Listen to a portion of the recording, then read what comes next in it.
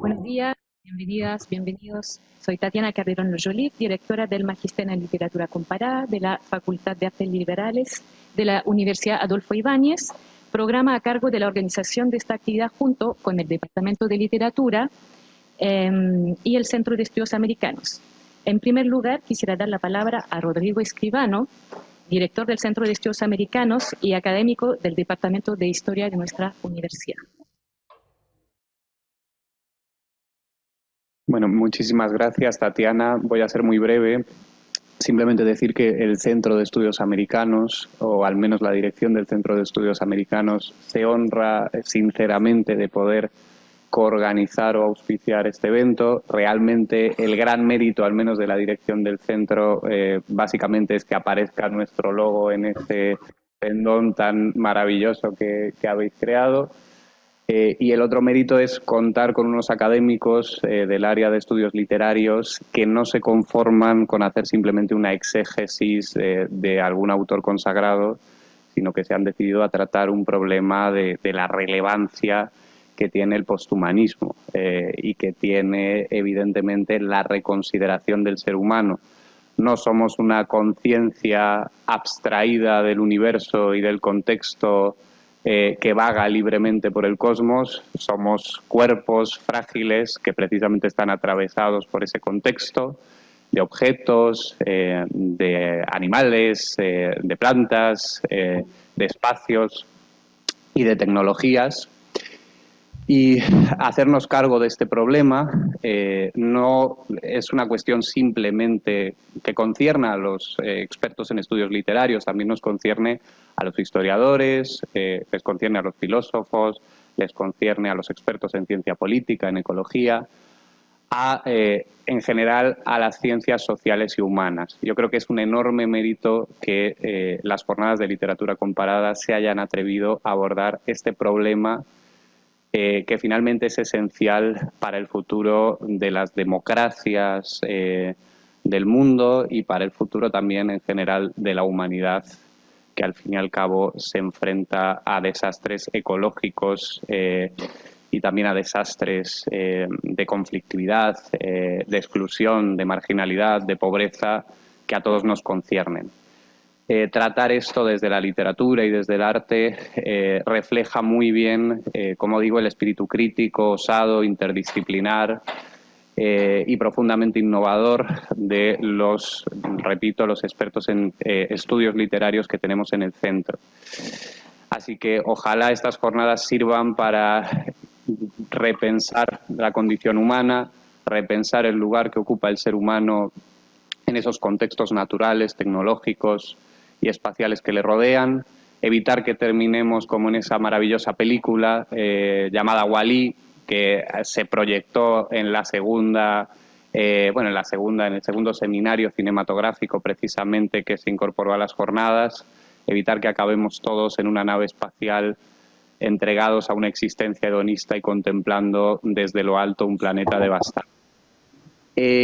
Bueno, el hecho de que haya podido referenciar o haya podido hablar de la película Wall-E y de que resulte que estuviésemos discutiendo ya en el contexto de las jornadas hace 2 semanas sobre esto, y bueno, ha habido otros 2 seminarios cinematográficos a los que yo no he podido asistir, pero estoy seguro que han sido excelentes, dice ya mucho de la magnífica organización que han tenido estas jornadas. Verdaderamente son un ejemplo, la página web perfectamente urdida, el espíritu público, el intento exitoso de llegar no solamente a unos académicos que se dedican bulímicamente a publicar WOS, sino a los estudiantes, a la sociedad civil y a una masa intelectual que trasciende con mucho los límites de la academia. Entonces, todo eso, evidentemente, el Centro de Estudios Americanos se lo tiene que agradecer a Tatiana Calderón, al Magíster de Literatura Comparada, al Departamento de Literatura y, por supuesto, a todos los académicos que vais a contribuir desde el centro y desde la universidad a que esto se pueda realizar.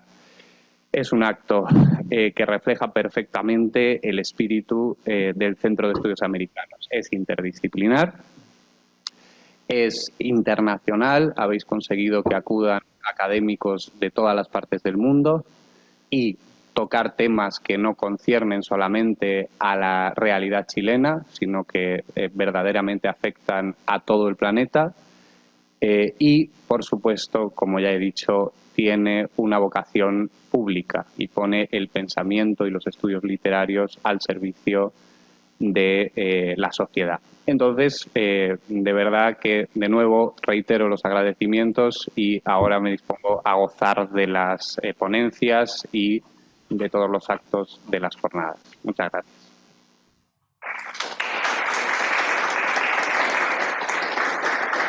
Bueno, muchas gracias, Rodrigo. Ya no me queda nada que presentar.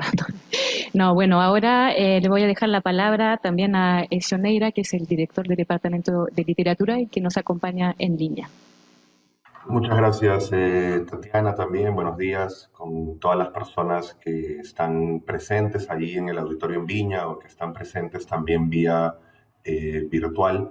Me sumo a las palabras de felicitación que acaba de dar Rodrigo. Creo que estas felicitaciones y este reconocimiento son principalmente para la persona que ha liderado la organización de estas séptimas jornadas de literatura comparada, que ha sido Tatiana Calderón, pero que ha tenido también, por cierto, varios profesores, varias profesoras, principalmente del cuerpo académico ubicado en la sede de Viña del Mar, que han contribuido también, digamos, con mucho ánimo, con mucha voluntad, con mucha motivación, lo cual también, por supuesto, en diversas oportunidades, Tatiana ha tenido oportunidad de comentarme, ¿no? Y creo en ese sentido también, como ya mencionaba Rodrigo, que estas jornadas, por un lado, tienen ciertamente una gran profundidad de interés académico, ¿no? Son jornadas en donde se van a estar discutiendo ideas, investigaciones, avances de investigación a propósito del posthumanismo, pero tratado además desde diferentes facetas, ¿no? Se van a tratar temas relacionados con el cuerpo, con la migración, con lo material y lo virtual, con el género, entre otras materias. Por lo tanto, considero en primer lugar que, digamos, la cuestión académica es de profundo interés. Basta con ver las conferencias y las mesas que van a estar sucediendo desde el día de hoy hasta el día de mañana. Quisiera también en este ámbito destacar, por supuesto, las dos conferencias magistrales que van a estar acompañando estas jornadas. La primera, el día de hoy, llamada Organs of War, que será a las 17 horas y estará a cargo de Zakiya Iman Jackson. Y el día de mañana, la segunda conferencia a cargo de Claudia Cossack, sobre o titulada Tecnopoéticas, Tecnopolíticas de lo viviente en la literatura digital latinoamericana. Y por otro lado, quisiera también destacar el aspecto que también fue mencionado ya por Rodrigo. En primer lugar, digamos, una gran alegría de que estas jornadas se estén llevando a cabo en Viña del Mar. Creo que es importante también que este tipo de actividades académicas puedan realizarse tanto en el campus de Santiago como en el campus de Viña. Así que es una muy buena noticia para estas jornadas, pienso yo, que estas puedan realizarse en Viña del Mar en esta oportunidad. Y también quería destacar el ciclo de cine que ya fue mencionado brevemente por Rodrigo. Ha contado con 3 sesiones. Ayer fue la última sesión y creo que este ciclo, además del interés en las películas que se han transmitido, da cuenta también de un interés por parte de la organización de salir a la sociedad civil, de salir a la esfera pública, de llevar la academia más allá de las paredes de la propia universidad. Y creo que es una decisión muy valiosa la que se tomó en ese sentido. Así que sin más quiero volver a agradecer particularmente a Tatiana por el excelente trabajo liderando la organización de este evento y pues les deseo muy buenas jornadas y mañana ya nos veremos allí presencialmente en Viña. Que vaya muy bien el día de hoy. Muchas gracias. Muchas gracias, Ezio. Bueno, también voy a empezar con los agradecimientos, ¿no?, al Departamento de Literatura, al Centro de Estudios Americanos, pero también a todo el equipo administrativo que nunca se nombra, ¿no?, o al equipo comunicacional que está con nosotros también, que nos apoyan en todos los instantes, ¿no? Entonces, también quería agradecerle de la Facultad de Artes Liberales, pero también de la Universidad Adolfo Ibáñez y del campus Viña del Mar también, que tiene también su propia organización. Así, por supuesto, como a las y los organizadores de paneles, ¿no?, que hicieron cada uno un trabajo también de invitar a las personas más adecuadas, ¿no?, para trabajar los distintos temas que vamos a abordar en estas jornadas. Y, por supuesto, a las y los colegas de Santiago y de Viña del Mar, los que se desplazaron desde Santiago, gracias, y los de Viña del Mar también que están con nosotros. Y también de otros departamentos que se van a ir, bueno, ahí está Rodrigo, que es de Historia, pero ojalá tengamos también profesoras y profesores de Departamento de Ciencias, ¿no?, de otros departamentos que realmente privilegien ese diálogo como interdisciplinario que queremos promover, ¿no?, en estas jornadas también. Bueno, voy a recontextualizar también para las personas que están en línea y bueno, para los presentes, que la palabra posthumanismo refiere a una transformación profunda en la imagen de lo humano en un mundo caracterizado por lo antropoceno, nueva era en la cual las actividades del ser humano se han convertido en una amenazante fuerza de transformación con alcance global y geológico. La descentralización de la figura de lo humano lleva a reconsiderar la relación entre lo natural animal, lo material y lo virtual para poder sobrevivir la crisis global de sostenibilidad ecológica y social. A partir de la pregunta por los límites entre lo inhumano y lo no humano, lo humano surge, más que como esencia, como un devenir que plantea cuestiones éticas que hacen repensar las lógicas desde las que se ha construido la filosofía occidental. Hoy y mañana, múltiples perspectivas serán desplegadas sobre la noción de posthumanismo. Hoy, con una mirada enfática en la cosificación y racialización del cuerpo migrante desde lógicas necropolíticas. En segundo lugar, los nuevos materialismos que apuestan por una rearticulación de las fronteras entendidas en torno a una cierta idea del límite y del medio como espacio entre lo pensable y lo impensable, entre lo imaginable y lo inimaginable, entre lo vivible y lo invivible. Y finalmente, la reflexión sobre la relacionalidad posthumana distintiva de los discursos que surgen de las epistemologías occidentales. Mañana veremos cómo los avances tecnológicos, informáticos y cibernéticos de las últimas décadas han planteado una serie de desafíos a los humanistas. Luego interrogaremos el estatuto del cuerpo en la cultura contemporánea, teniendo como horizonte un diálogo interdisciplinario acerca de lo vivo y de lo muerto, lo viviente y lo técnico, las relaciones entre la vida humana, la vida animal y la tecnología, así como las relaciones entre la salud y la enfermedad. Y para finalizar, también mañana se realizará una conversación sobre cuerpos y subjetividad y crisis ecológica para reflexionar sobre las implicancias que este nuevo escenario vital, potencialmente catastrófico, participa en los fenómenos socioculturales, políticos y subjetivos. Aparte de estos paneles, como mencionó también Rodrigo y Ezio, tenemos la suerte de contar con dos grandes conferencistas, la estadounidense Zakiya Ahmad-Jackson, que en Órganos de Guerra explorará el compromiso crítico del artista estadounidense también de origen keniano, Wanchegi Mutu, con la racialización de los sistemas reproductivos biológicos y sus efectos somáticos. Y luego, el día de mañana, la académica argentina Claudia Cossack, quien con tecnopolíticas de lo viviente en la literatura digital latinoamericana, abordará críticamente formas en que la literatura digital latinoamericana asume la problematización de lo viviente en contextos posthumanos que entreman grandes transformaciones bioinformáticas y la mediatización digital de la existencia. También, bueno, ese ya es como el programa, anunciando un poco las diferentes ejes, pero también importante recalcar que esta jornada, como también lo mencionaron antes, está pensado desde la interdisciplinariedad, desde la literatura, la filosofía, la historia del arte, las ciencias, pensando en la reflexión de estas problemáticas en el cine, que también comentaron, que se trabajan con el ciclo de conversatorios citas con el cine posthumanista, en espacios culturales de Viña del Mar, en el Palacio Rijo, en el Palacio Vergara, como vinculación con la sociedad. dentro de la comunidad, pedimos la colaboración también de la Biblioteca del Campus Viña del Mar, ¿no?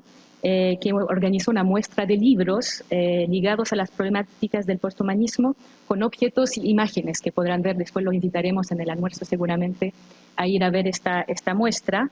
Y también le agradecemos a la biblioteca por ese gesto, ¿no? Y ese apoyo. También a través del arte visual, con la misma imagen del coloquio, que fue concebida por encargo, ¿no?, al artista chileno Sebastián Rifo Valdebenito, y que trata de recoger un poco las ideas contradictorias de la transparencia, del circuito, del vertedero, de lo animal y lo vegetal, con una especie de sujetos andróginos, ¿no?, a punto de renacer sobre este lecho orgánico cableado, ¿no? Entonces, bueno, ahí uno interpreta lo que quiere, pero era un poco la idea, ¿no? Bueno, como magíster en literatura comparada y como universidad, nos enorgullece poder reflexionar sobre estos temas tan fundamentales para el devenir humano. Muchas gracias.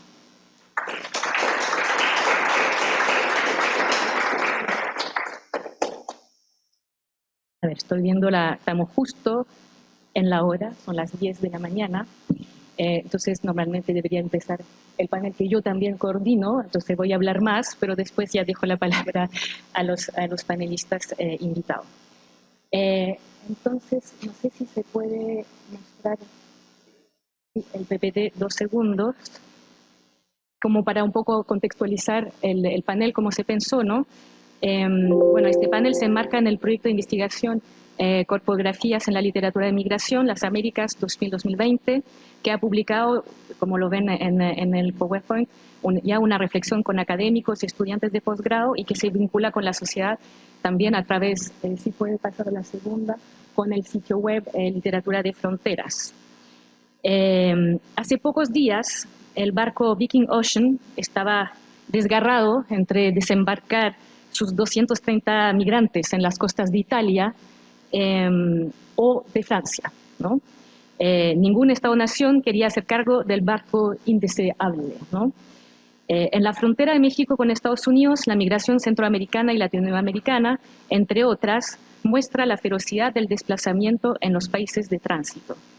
En el norte de Chile no pasa un día sin que ocurran incidentes en los pasos fronterizos, como en Colchán, por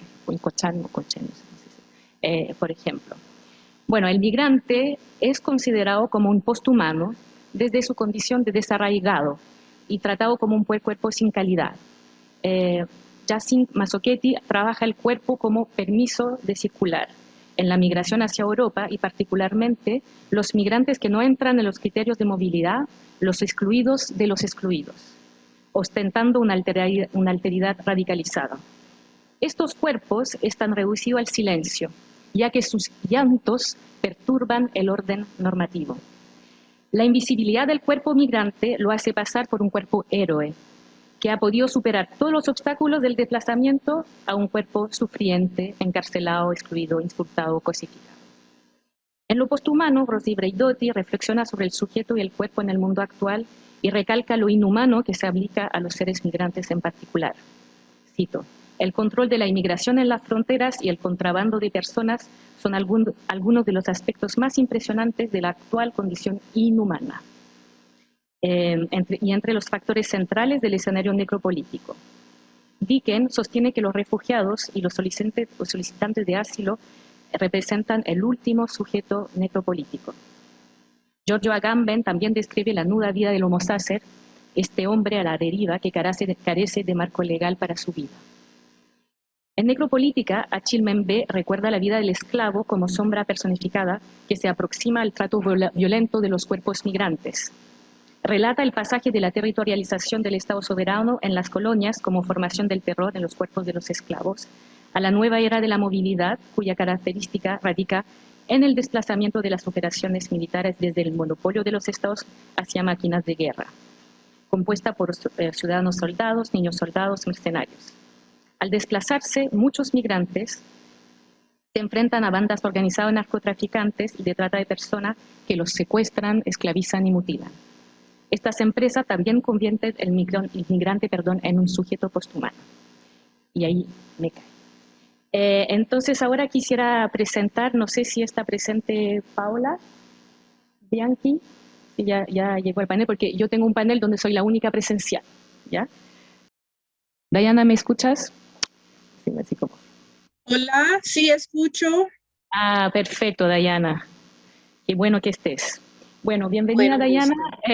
gusto. Voy a presentarte y luego pues empezar. Necesitas mostrar un PowerPoint, ¿no es cierto? Sí, sí. ¿Me pueden autorizar a compartir pantalla? Ya, perfecto. Bueno, entonces la doctora Dayana Nascimento dos Santos es académica del Centro y investigadora, perdón, del Centro de Estudios Avanzados, Universidad de Playa Ancha. Nació en Ibirataia, perdona, Dayana, me corriges, Brasil. Es graduada en Letras por la Universidad Estadual, perdón, hoy mi portugués está terrible, de Santa Cruz, en Ilhéus, Bahía, Brasil. Perdón. Tiene una maestría en literatura de la Universidad de Chile y es doctora en estudios americanos de la Universidad de Santiago. Actualmente es docente de la maestría y del doctorado en literatura de la Universidad de Playa Ancha. Profesora titular e investigadora del Centro de Estudios Avanzados, UPLA. Además es coordinadora de la cátedra Camoes en Chile y es autora del libro El océano de fronteras invisibles, relecturas históricas sobre el fin de la esclavitud en la novela contemporánea. Ha recibido becas del IAI Berlín, DAD, Fondesit Chile, ANIT Chile, PNPD, CAPES Brasil. Sus trabajos se centran en el campo de la literatura comparada, actuando en el ámbito de las literaturas de lengua portuguesa y de lengua española. Ha discutido con especial interés la dimensión cultural que asume el océano en la novela contemporánea. Y hoy nos va a presentar la ponencia La esclavización moderna en la novela reciente de Latinoamérica y África. Muchas gracias. Y necesito compartir la presentación. Bueno, muy buenos días a todas y a todos. Muchas gracias, Tatiana, por la invitación. Es un agrado poder colaborar contigo, con el programa que coordinas. Y bueno, y agradezco la invitación y a todos y a todas que nos están acompañando en esta mañana. Bueno, yo quisiera hacer un par de reflexiones en torno a este tema que hace un par de años vengo trabajando y bueno, y creo yo que todavía vamos a seguir en esta senda porque es un trabajo que por los acontecimientos, los últimos acontecimientos de las últimas décadas demuestran que vamos a seguir trabajando en esto. Por lo tanto, quisiera compartir con ustedes un par de reflexión sobre esclavización moderna en la novela reciente de Latinoamérica y África. Y yo quisiera mencionarles que esta presentación nada más es que una reflexión para que pueda dejar un par de provocaciones y también que pudiéramos seguir conversando después. Y yo quisiera partir con haciendo un paralelo con el contexto de la esclavización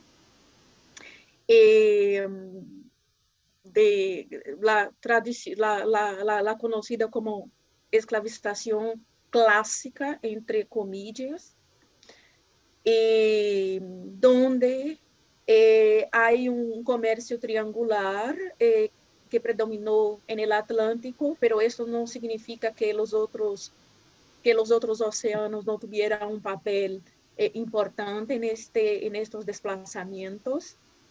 Y en este contexto colonial, estas expediciones europeas buscaban llegar a África para capturar hombres y mujeres con el fin de traerlos al llamado Nuevo Mundo. Hay varias novelas que tematizan este asunto. Ahí tengo un par de novelas desde distintas tradiciones lingüísticas culturales que ustedes pueden después leerlas y sacar sus propias conclusiones.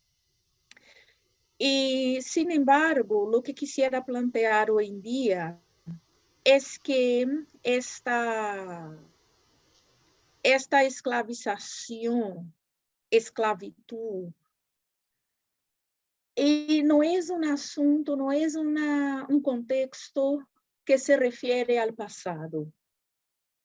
Porque si nosotros observamos un par de novelas, observamos las palabras iniciales de Tatiana y también la propuesta del panel, vamos a ver que es un contexto que sigue presente en nuestro cotidiano.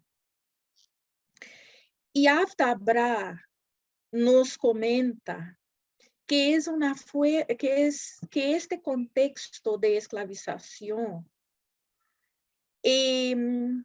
no es un contexto nuevo, lo que sí asume nuevas connotaciones, formas nuevas que en el proceso de su propia reconstrucción asume elementos selectivos de las viejas. Acá vamos a ver que las cadenas que en el pasado acribillaban hombres, mujeres y niños, hoy en día van a ser reemplazadas por una serie de herramientas que también van a funcionar como estas cadenas simbólicas. Por lo tanto, vamos a ver que hay una revitalización de estos elementos del pasado y que lamentablemente van a estar de acuerdo al contexto que estamos viviendo, en especial después del proceso, después de la pandemia y de todo lo que ha generado con esta crisis sanitaria, el cambio climático, etc. En este sentido, me gustaría presentarles rápidamente 4 novelas que he estado trabajando y que de alguna manera plantean desde diversas perspectivas la esclavización moderna. Lo que quiero demostrar acá es que esta esclavización moderna asume diferentes connotaciones y más adelante yo les voy a mostrar de qué manera esta esclavización moderna puede afectar a estas colectividades. En este sentido, también me gustaría comentarles que mi trabajo se concentra básicamente en la colectividad afrodescendiente y africana.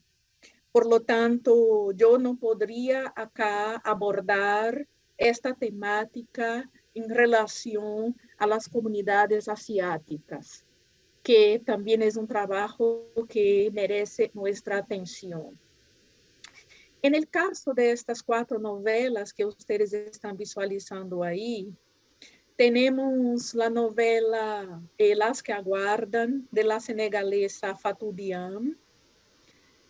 Y Fatou Diam ha estado trabajando con el asunto de la migración de africanos hacia Europa, con la esclavización, con el racismo y con todo este contexto de desplazamientos ya hace un par de años. Por lo tanto, Las que aguardan es una novela que trae el trasfondo del desplazamiento de 2 hombres de un pequeño pueblo de Senegal que por razones diversas se desplazan hacia Francia. Y lo novedoso de esta novela es que trae el contexto de aquellas mujeres, madres, esposas, novias, que aguardan, que esperan las noticias, que esperan a sus esposos, a sus hijos. Y va narrando las angustias de los que están esperando y de los que por diversos motivos no se comunican, sea porque no tienen plata para comunicarse, o sea porque las condiciones son tan difíciles que no se les ocurre comunicarse por vergüenza con sus familias. Entonces, además de las que aguardan, Fatou Diam también ha escrito otras novelas dentro de esta línea de los desplazamientos. Y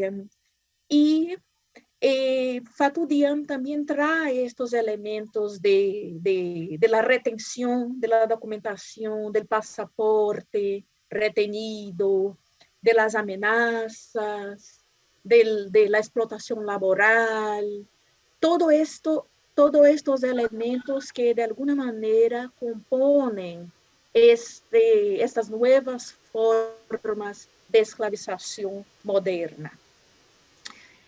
A la vez, la novela El Metro de Donato Indongo, de Guinea Ecuatorial, nos presenta las peripecias del joven Obama Ondo hacia Europa.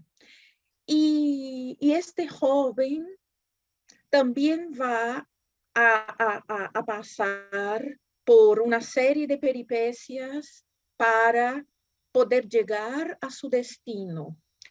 Lo interesante de Donato Indongo, como uno de los primeros que ha abordado esta problemática desde la literatura africana, es que desde los años 70, este autor ha llamado la atención para este fenómeno, para esta problemática. Y Donato, en esta novela, nos trae con riquezas de detalles no solo las dificultades de este personaje en su trayecto, pero también cómo funcionan las redes subterráneas de tráfico de personas, la corrupción que involucra una serie de actores para que este sistema de desplazamiento pueda efectivamente ocurrir. Además, esta novela también trae un ingrediente que es muy importante que podamos discutirlo después. Cómo algunas empresas y latifundistas se utilizan de la mano de obra barata, cosificada. En el caso de la novela en cuestión, hay una escena muy emblemática, que es cuando los personajes están trabajando un día entero en una plantación de tomate.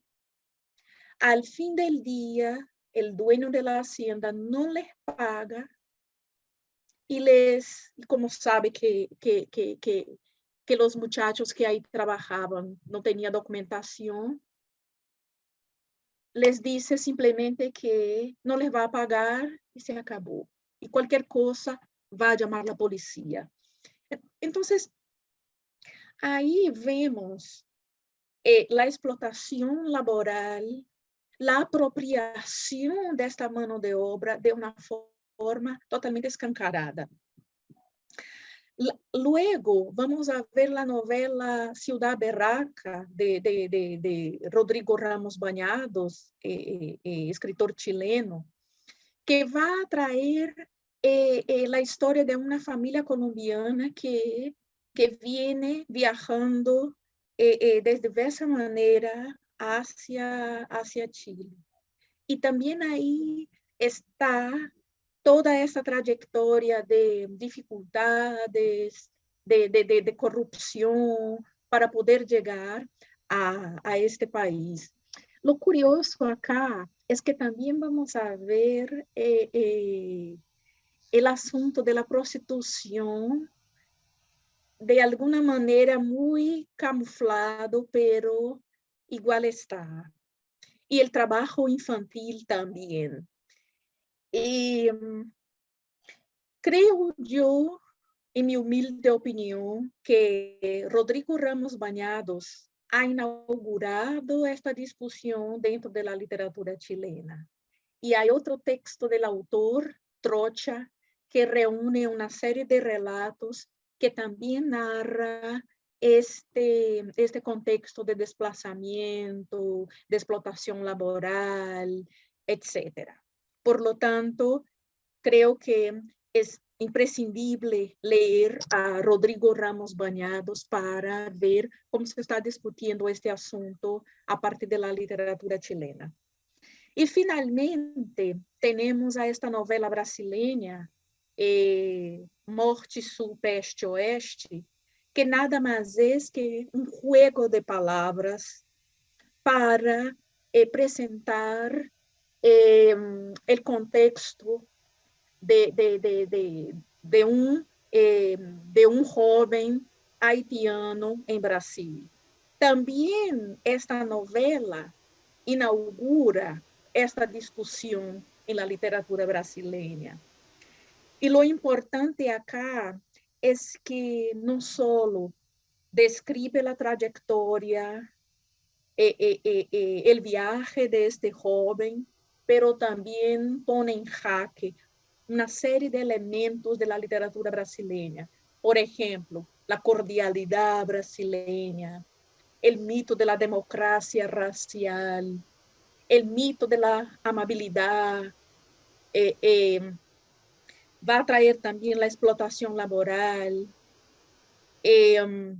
la retención de documentos, una serie de elementos que hacía falta discutir a partir de esta literatura. Entonces, no sé cuánto tiempo tengo, pero son novelas que han reflejado temáticas actuales, que ofrecen un desplazamiento de protagonista, elementos literários, de perspectivas, de miradas, de relatos y de ficcionalizaciones. Además, estas novelas muestran distintas subjetividades sobre este afán de buscar mejores oportunidades. Incluso diría yo que de una manera un tanto cuanto ingenua, porque en este afán de buscar mejores condiciones de vida, estos personajes, estas personas, diría yo, en gran parte, se deparan con un contexto totalmente arbitrario, un contexto de violencia, de explotación, y que les convierte en lo que Albuquerque va a llamar de cuerpos descartables.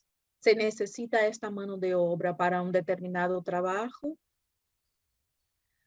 Se utiliza esta mano de obra hasta cuando le sirven. Luego, por un problema de salud, como en el caso de la novela Morte Sul, Peste Oeste, esta mano de obra es totalmente puesta de lado, porque son cuerpos descartables, ¿no?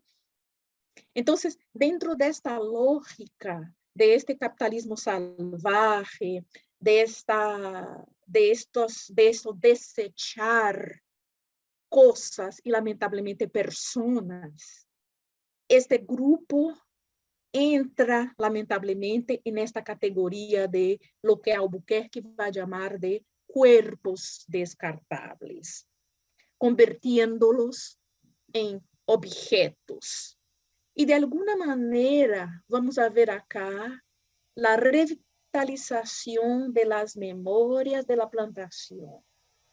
Vamos a ver acá la revitalización de un contexto que nos va a recordar el contexto que vimos atrás de esta esclavitud en el tiempo, en lo colonial, en el periodo colonial.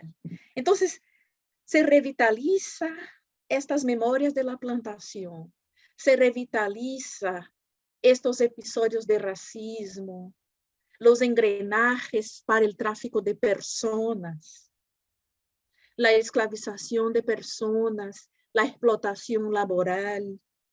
Y aquí yo les muestro que a partir de lo que nos dice Jaime Valenzuela, en un trabajo bellísimo publicado en la Universidad Católica de Chile, sobre trabajo imbricado, trabajo asalariado imbricado. Según Valenzuela, esta esclavización hoy en día está revestida por eufemismos conceptuales y terminó muchas veces escabulléndose en los nuevos formatos que apuntaba a modernizar el trabajo servil con las formas asalariadas del capitalismo contractual, en lo que se ha denominado como trabajo asalariado e hibridado. Por lo tanto,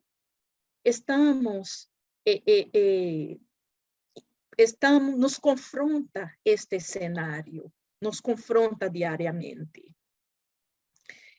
Y a la luz de lo que nos entrega Jaime Valenzuela y otros trabajos también, estamos delante de más de 45 millones de personas que permanecen bajo esclavización moderna. Entonces, el escenario es lamentable, es catastrófico y las modalidades de esta esclavización son diversas. El tráfico humano, como ya habíamos señalado antes, y Tatiana lo dijo bien en sus palabras iniciales. El trabajo forzado.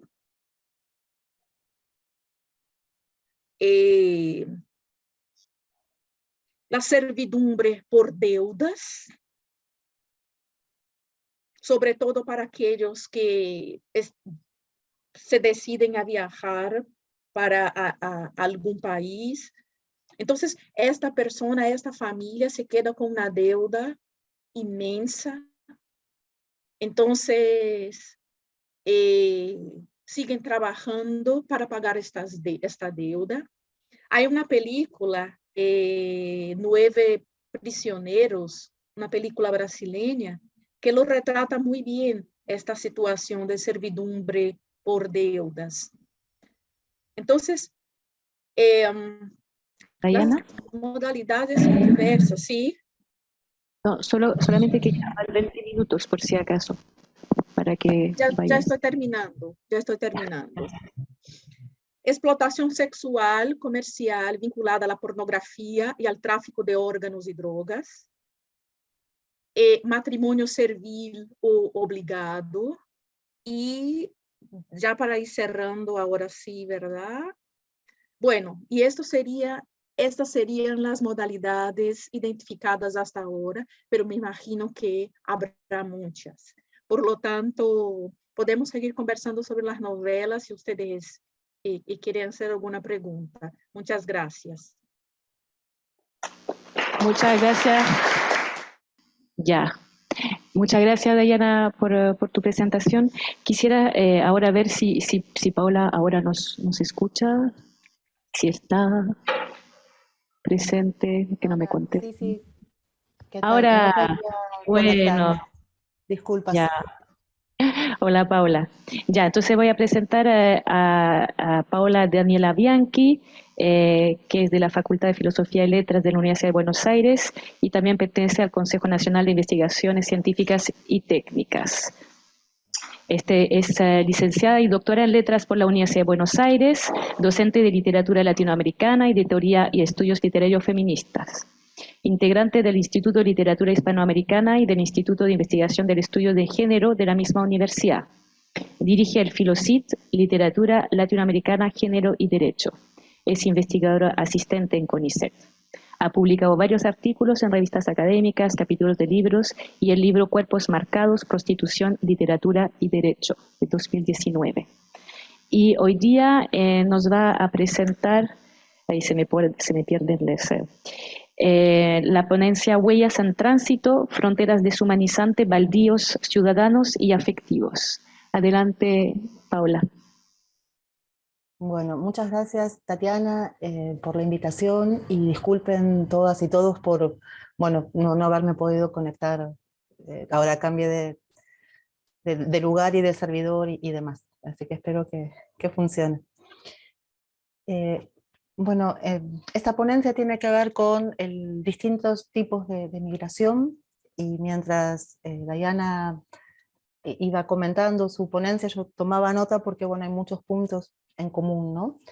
Y comienzo, dice, se trata, ¿no?, de cuerpos en tránsito, de cuerpos umbrales, ¿no?, que están siempre entre lindes, de cuerpos anónimos, que no tienen ni nombre ni rostro, ¿no?, sino que son los migrantes, o la gente esa, otra que recorre intemperies desérticas. Y bueno, esta ponencia aborda una serie de ejes que tejen sentidos en relación con los cuerpos y subjetividades que atraviesan diferentes fronteras, internas o externas, como vamos a ver ahora, y en estado de baldíos ciudadanos y baldíos afectivos. Y bueno, estos cuerpos de personajes ficcionales diseñan nuevos territorios a medida que irrumpen en ellos y los recorren, ¿no?, que los habitan, que los transitan, creando huellas de peregrinaciones nómadas y afectos desmantelados. Peregrinaciones nómadas y afectos desmantelados, desmelenados, perdón, es una cita de Perlonger.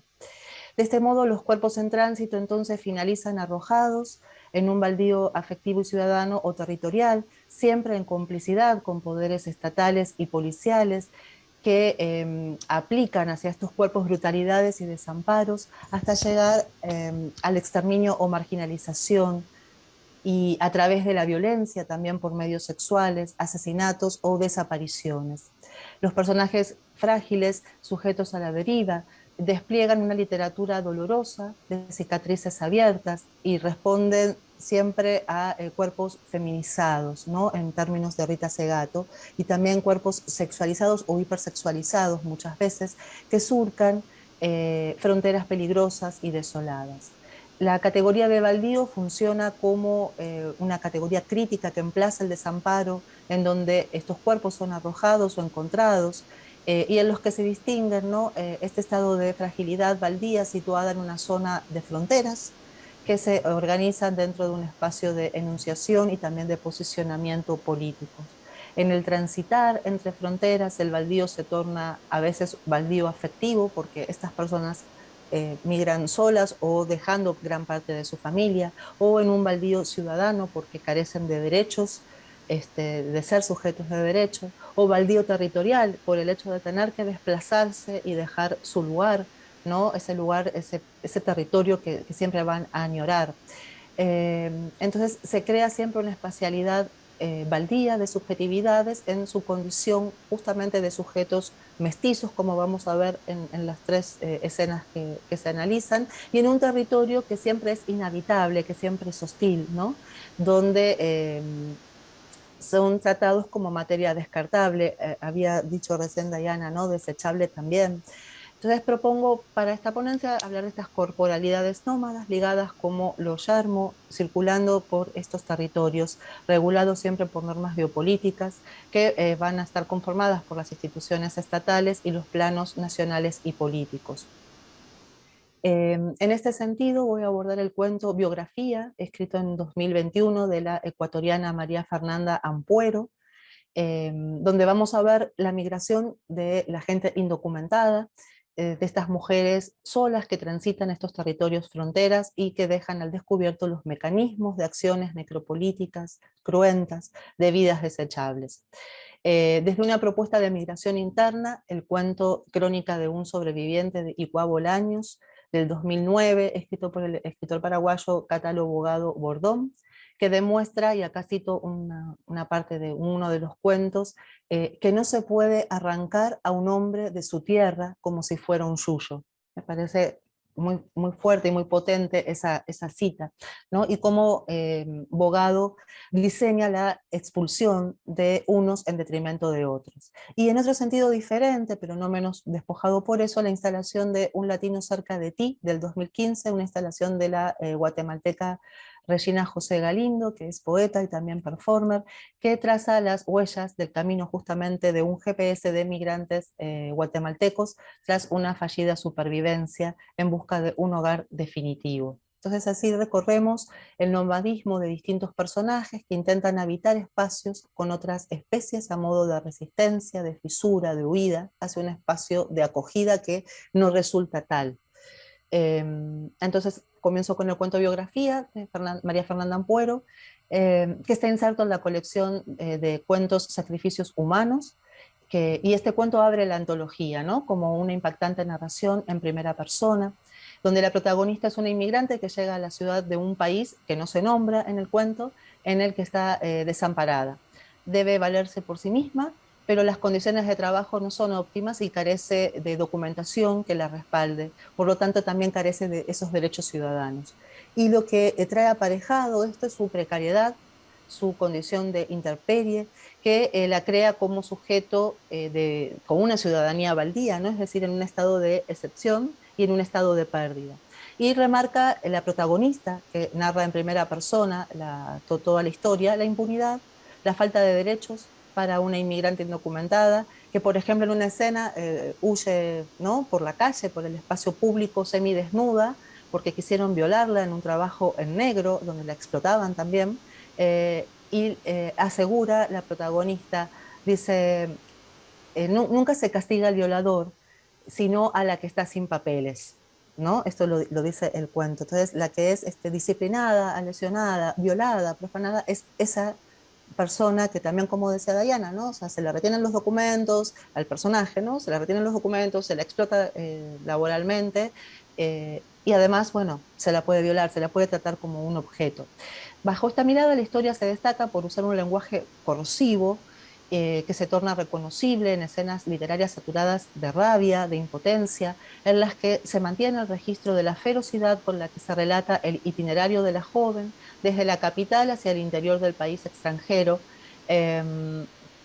porque ella va a estar en una capital de un país latinoamericano que no se nombra y va a viajar por un trabajo que sale en un clasificado, en un aviso de diario, hacia el interior, ¿no?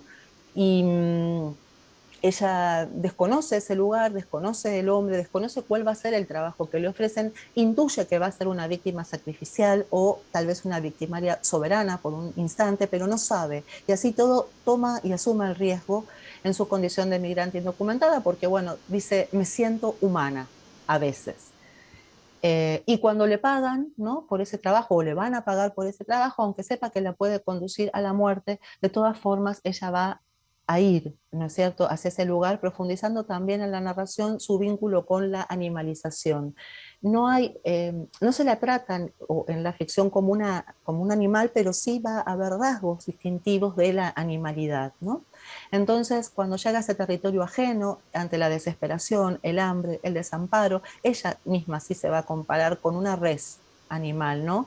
Y asume la misma condición para todas las mujeres inmigrantes e indocumentadas. Y dice, cito, somos la carne de la molienda. O sea, no solo se compara con un cuerpo animal o con un trozo de carne, sino que con el corte más económico, ¿no? La carne picada, molida, pulverizada. Y dice, acá cito también, somos el hueso que trituran para que coman los animales, ¿no? Ese somos está encarnando a ella, pero además a todas las otras migrantes. Entonces esta escena de borde intensifica el foco en un cuerpo desviado, desechado, pero que resiste. Entonces la carne de estas mujeres, yo pongo mujeres y lo separo, mujer res, ¿no? O sea, como mujeres por un lado, pero res, carne de res por el otro, como mujeres al matadero, digamos, rinde en la economía del circuito comercial como víctima sacrificial, como alimento para otros animales depredadores, y a la vez lo acepta, ¿no? O sea, se hace cargo de esa precariedad terrible. Pero también repite como un mantra, ¿no es cierto? El miedo es algo que recorre todo el cuento, va a repetir, debo comer, debo dar de comer, debo ser comida, debo comer, debo dar de comer, debo ser comida, y eso se repite muchas veces en el cuento, ¿no? Porque debe alimentarse ella, debe mandar dinero a su familia que quedó en otro país, y también para eso sabe que debe ser comida por el sistema, ¿no? Está aceptándolo con todo el dolor que eso implica.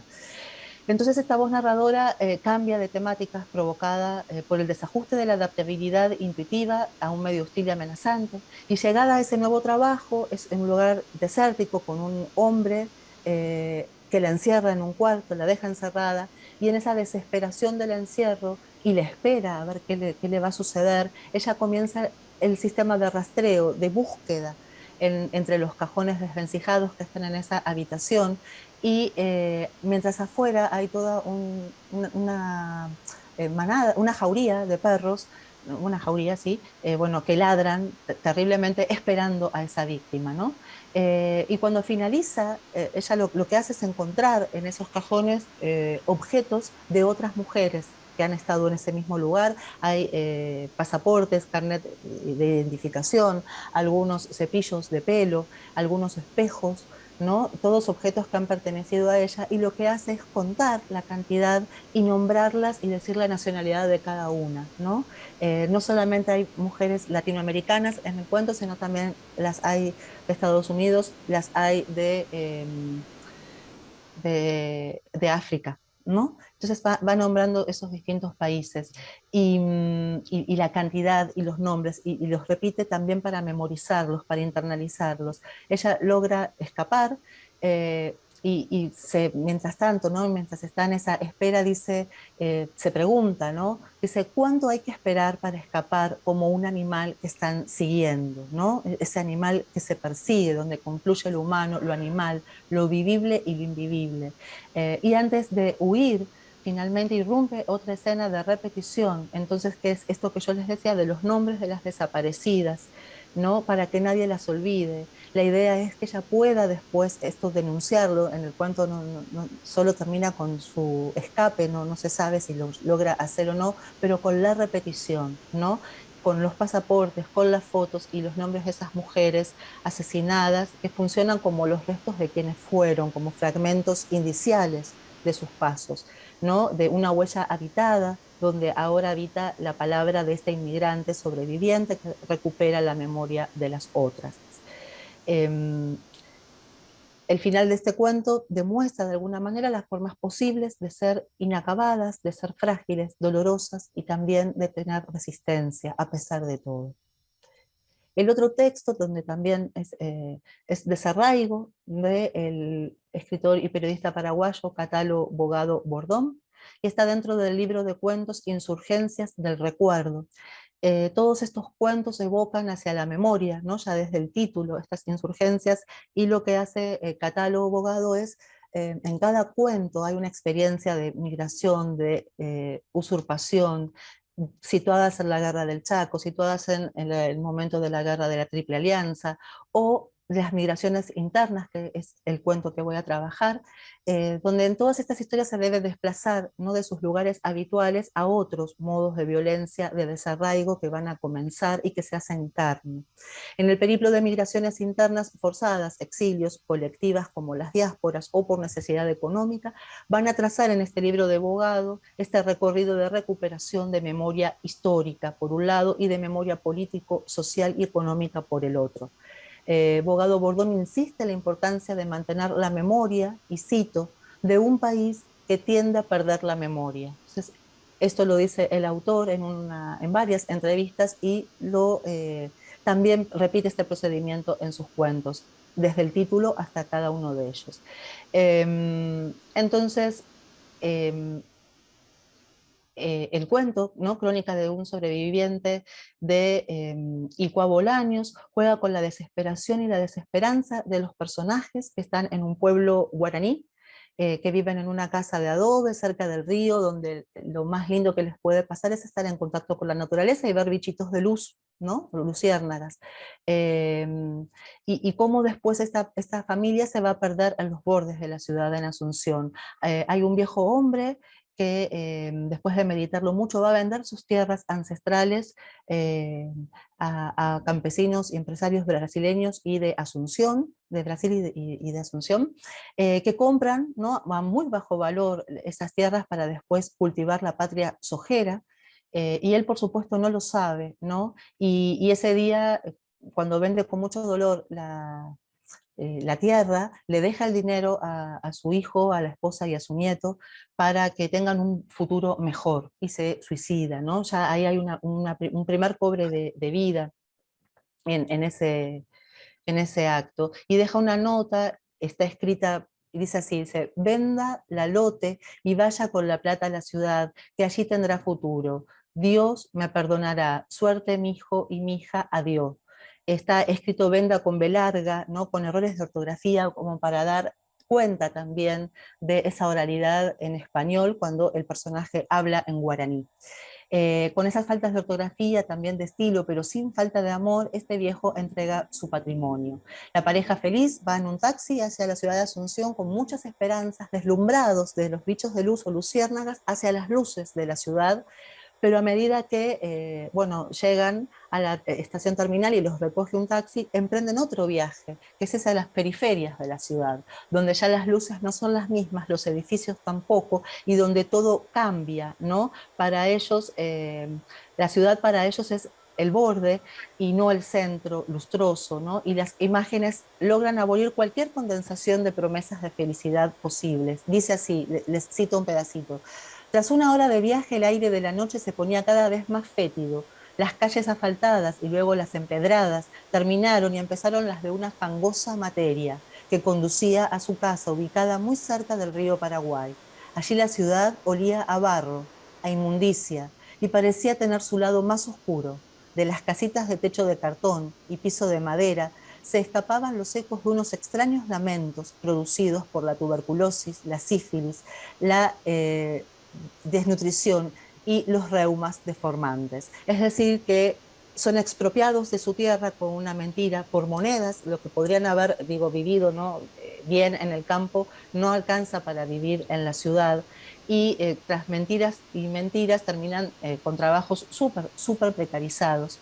Y ante la ilusión del consumo también, un domingo este señor, el protagonista, lleva a su esposa y a su niño pequeño hacia el supermercado donde él trabajaba limpiando y Coabolaños, que digamos, fuera de la ficción, en la vida real, se incendió en 2004, no sé si lo recuerdan, fue un caso muy triste que ocurrió en Asunción, y donde los dueños cierran las puertas para que no se roben ni saqueen nada, y ahí mueren más de 400 personas, y hasta el día de hoy se sigue reclamando justicia. Están presos algunos de ellos, pero no hubo una reparación, y pregunto si existe una reparación posible cuando muere alguien, ¿no?, por estas avaricias, por estas codicias.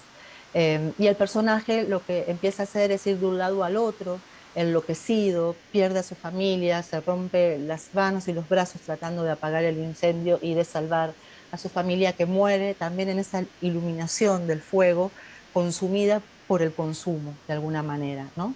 Y es interesante porque el personaje no va a hablar más, no va a relatar más, sino que es un periodista que va a relatar esta crónica, cuento, y lo único que va a decir el personaje es Ogema, Ñambugema, Ogumbenepa, Nadiporí, Biema, Tantarendi. Disculpen mi mala pronunciación del guaraní, y la traducción es: ya se apagó, lo apagamos, ya están todos apagados, ya no queda ninguna llama. Este personaje le cambian varias veces el nombre, porque primero creen que es un bombero, que es un héroe, y en la prensa lo heroizan justamente. Después creen que es el gobernador del lugar, de la ciudad, y entonces lo pasan a una habitación mejor y recibe la mejor atención, cuando en realidad el gobernador estaba de vacaciones en Buenos Aires y llega a Asunción vía Brasil, ¿no? Entonces los medios rápidamente se olvidan de este hombre y lo dejan con su locura, lo sacan del hospital, porque ya no puede pagar, porque no es el gobernador ni es el bombero héroe, ¿no? Y queda deambulando por las calles de Asunción solo, sin familia, y repitiendo también esta cosa de la repetición, ¿no? Que ya el fuego se apagó, pero en su lengua, en el guaraní. que me parece importante también el tema de las lenguas en los procesos migratorios obligatorios, ¿no? Y en la tercera escena, yo le puse el nombre GPS, y se relaciona con los mapas escritos, con las cartografías, los mapas de viaje y los GPS electrónicos, ¿no? Donde la artista performática y poeta e ilustradora guatemalteca Regina José Galindo, en el año 2015, hace una instalación que se llama Un latino cerca de ti, y donde traza las huellas que planta el andar de familias inmigrantes guatemaltecas indocumentadas tras una fallida supervivencia en busca de un hogar definitivo y básico. Ella se basa para hacer esta performance en caso real, y que ocurre en el Departamento de Seguridad Nacional de los Estados Unidos a través de tobilleras que le ponen a familias que toman en la frontera, a las que les ponen como un grillete el GPS bajo un plan que se llama RGB 250, lo pueden buscar, ese proyecto existió bajo la presidencia de Barack Obama, justamente persiguiendo las huellas de los inmigrantes atrapados en las fronteras del Valle de Río Grande. Durante diciembre del 2014 se implementó esto y parte del 2015, el inicio del 2015. Tras ser liberados, se los controlaba con esta tobillera, con este dispositivo, y debían presentarse a la agencia migratoria, pero no sucedía. Entonces, como no sucedía, después se formaron las cárceles de familias temporales, que eso todavía está, donde escapan de la prisión de la pobreza y precariedad, que es Guatemala, logran resistir todo el viaje de frontera sur a frontera norte de México, y si logran traspasar esas fronteras, finalmente van a unas cárceles donde la familia se las encierra y se las puede visitar, ¿no? Como si fueran animalitos en un zoológico. De la misma manera, ¿no? Son encarcelados, perdiendo los derechos totales. Entonces, Galindo lo que hace es marcar un plano de seguimiento que, si quieren, lo puedo compartir. Hoy la página está caída, pero si no, pueden entrar a la página de ella, donde están todas estas performances sobre migración, y lo relaciono a la vez con un fragmento de la novela de Valeria Luiselli, Desierto Sonoro, del 2019, donde ella también habla de la condición de extranjería, y también en su novela anterior, Niños Perdidos, ¿no? Donde la condición de extranjería, de desplazados, de nómadas, de exiliados, son considerados como aliens, como personas sin estatus ni ciudadanía posible. Y les leo una pequeña cita de Luiselli que dice: hay illegal aliens, hay no resident aliens, hay resident alien, hay pending aliens, ¿no? O sea, todos formas de nombrar al extranjero, al migrante.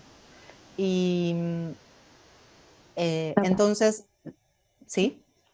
Sí, no, que ya hemos pasado los 20 minutos, perdón, soy la policía. No, perdón, ya cierro con esto, disculpen, yeah. Y ya cierro con esto, ¿no? En los tres procesos, entonces, migratorios, lo que vemos es que se debe migrar por búsqueda de trabajo y mejores condiciones de vida, que no se consiguen, por supuesto, y que esta migración en cadena, interna o externa, las faltas de condiciones de vida vivibles, se organizan siempre a modo de necropolíticas, que generan sujetos migrantes en permanente limbo, en situación de baldío geográfico, lingüístico, ciudadano y afectivo, y que no están dadas las condiciones mínimas nunca en estos procesos obligatorios de migración para vidas vivibles, sino que son parte de los que no tienen parte, como dice Rancière, los precarios y precarizados. Y ahí ya lo termino. Muchísimas gracias.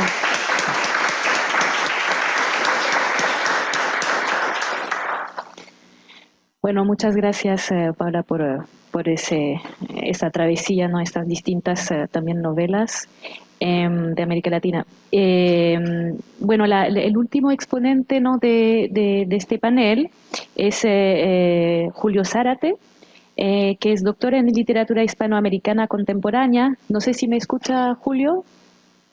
¿Sí? Sí, ¿me escuchan ustedes? Sí, muy bien, gracias. Bueno, gracias. Que es profesor titular, maître de conférence à l'Université Savoie-Mont-Blanc en Francia. Su trabajo de investigación comprende el estudio de literatura hispanoamericana contemporánea, siglo XX y XXI, las relaciones entre literatura y periodismo y la representación de la migración de la frontera y de la violencia en México y América Central. Y hoy nos va a presentar El migrante, y hay un cambio en el título original que estaba digamos, indicado, el migrante o la gestión de la muerte en la fila india de Antonio Ortuño, que es mexicano, y El Dorado de Laurent Godet. Adelante, Julio. Gracias. Bueno, nada más un breve paréntesis para agradecer la invitación y tener la ocasión de intercambiar y compartir con todos ustedes estas reflexiones. La ponencia entonces se interesa en el tratamiento del migrante como personaje literario a partir de un breve estudio comparativo de la fila india del mexicano Antonio Ortuño y El Dorado del escritor francés Laurent Godet. El marco referencial de ambas novelas plantea el viaje hacia dos de los principales destinos del recorrido migratorio contemporáneo: los Estados Unidos por la ruta que atraviesa México desde América Central en la fila india y Europa a través del Mediterráneo o desde el cruce por Ceuta.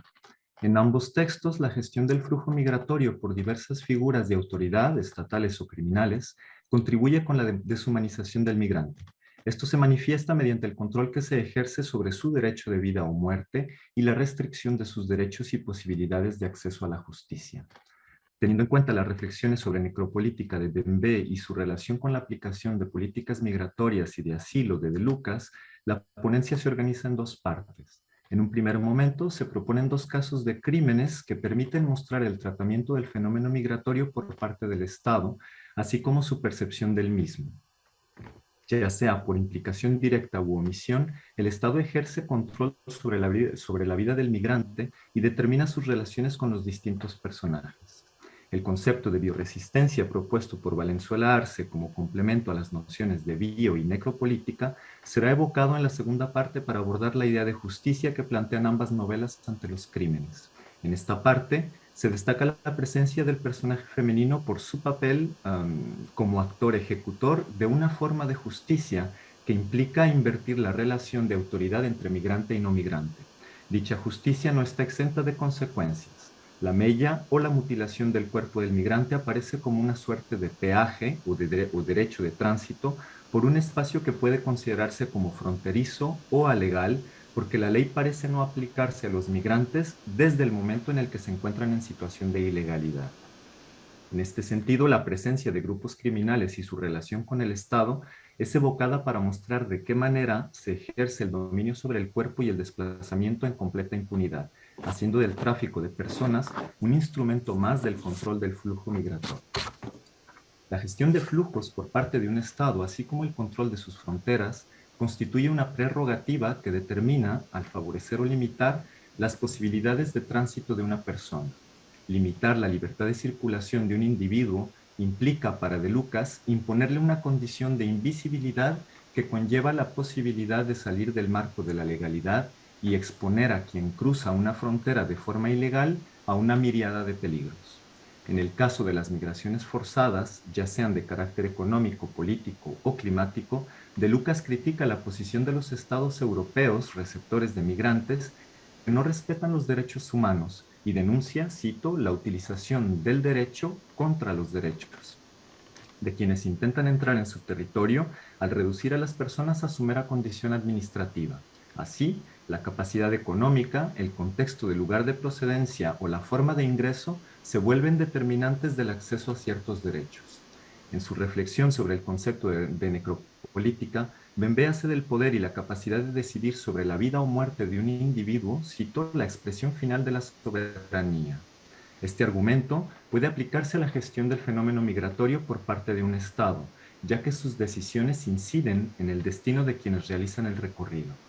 En las novelas de Ortuño y Godet, los Estados Unidos y Europa son el objetivo del personaje migrante, para quienes estos lugares representan un refugio contra la violencia y, por ende, el reconocimiento de sus derechos, así como una perspectiva de seguridad económica. El título de la novela de Godet, El Dorado, sintetiza esta visión que contrasta con una realidad que ambos autores buscan desvelar, a saber, que el acceso a dichos lugares aparece casi imposible debido a las políticas de vigilancia y de restricción a la circulación que imponen estos estados y que se aplican esencialmente fuera de sus fronteras. La pauperización y los movimientos masivos de población de los últimos años se traducen en un flujo continuo que choca con esta barrera infranqueable, haciendo que para que unos cuantos lleguen sea necesario que muchos mueran en el camino. Pese al peligro, los migrantes pagan por realizar el recorrido. hipotecando simbólicamente sus vidas, y aceptan ponerse en manos de grupos criminales que gestionan el tráfico en colusión con la autoridad o la fuerza policial de los países de tránsito, en el Medio Oriente y el Magreb, en El Dorado, en México, en la fila india. Ambas novelas dan cuenta del desplazamiento masivo de personas desde el sur mediante máquinas de transporte, el tren en Ortuño, el barco en Godé, que se vuelven espacios de explotación económica, de canalización de flujos y potencialmente de muerte, por asfixia y calor en el tren y en el desierto, por ahogamiento y frío en el barco y en el mar. Los grupos criminales que controlan el transporte son responsables en ambas novelas de diversos crímenes. Se mata como represalia para quienes no se someten a las reglas. Hay un incendio en un albergue donde mueren 40 personas y hay decenas de heridos en la fila india, o como forma de presión política contra Europa. Un ejemplo es el abandono del Vitoria, un barco en medio del mar que deja más de 100 víctimas en El Dorado. En ambas novelas se trata de evitar la visibilización y consecuente politización de este fenómeno, porque pone en evidencia la contradicción entre la protección de las fronteras y la defensa de los derechos de los migrantes. Imponer al otro una condición de invisibilidad, dice De Lucas, facilita el no reconocimiento de sus derechos, cito, porque su diferencia es la coartada del mantenimiento de la desigualdad y la dominación, fin de cita. La mediatización de la muerte en masa, su constitución como fait divers, según la terminología de Barthes, que en este caso tiene en cuenta la cantidad de muertos, la violencia de la muerte y la repetición del drama, influye en la actitud del Estado y lo obliga a reaccionar o responder de sus actos ante la sociedad. Dicha respuesta, sin embargo, parece proporcional a su grado de responsabilidad en determinado suceso y así éste se produce dentro o fuera de su territorio. La novela de Ortuño, en este sentido, destaca la voluntad expresa de la autoridad de invisibilizar la muerte del migrante, lo que constituye, a juicio de De Lucas, la mayor constante de países destinatarios, o en este caso de tránsito, cito, el empeño en olvidar, en ocultar una verdad evidente, la inevitable dimensión política de esas manifestaciones de movilidad humana, fin de cita.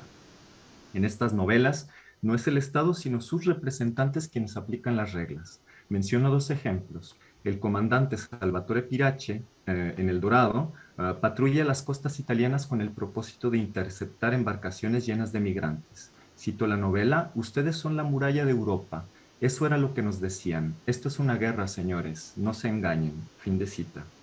Pirachi evoca esta novela para mostrar el discurso que recibe en la escuela militar y cómo se insiste en que su objetivo es guardar las puertas de la fortaleza.